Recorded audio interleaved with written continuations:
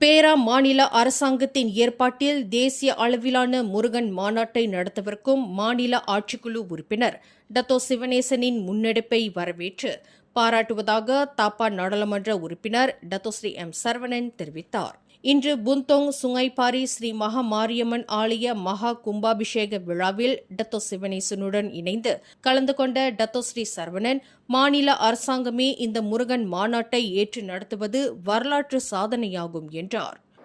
முதல் திருமுருகன் மாநாடு மலேசியாவில் ரொம்ப சிறப்பாக நடந்துச்சு. 10 மலை திருத்தலத்தில் அது டான்ஸ் நடராஜா தலைமையில் தனியார் நடத்துது. ஆனால் இன்னைக்கு வரலாற்று சாதனை என்னன்னா, அரசாங்கமே முருகன் மாநாடு நடத்துதில்ல, அதுதான் நம்முடைய வெற்றி. அதை செஞ்சு வச்சது டத்தோ சிவனேசன். அப்படின்னா அவருக்கு அந்த எல்லாம் வல்ல முருகப்பெருமா நீண்ட ஆயுளையும் அளவற்ற செல்வத்தையும் தொடர்ந்து நட்பேறுகளையும் வழங்க வேண்டும் என்ற முருகனை வேண்டிக் கொண்டு நிறைய கோயிலுக்கு அவர் சொன்னார், எல்லாம் வாங்கி கொடுக்குறப்ப எல்லாம் அவர் செய்ய முடியும்.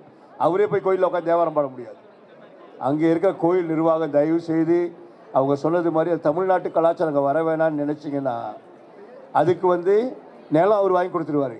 ஆனால் சமய அறிவு ஆலயம் தான் புகட்டணும். இன்றைக்கி பார்த்தீங்கன்னா இந்து தர்ம மாமன்றம், அப்படி மலேசிய இந்து சங்கம் நாடு முழுதும் சமய அறிவு கொடுக்குறாங்கன்னா அவன் தவறான வழிக்கு போகணும்.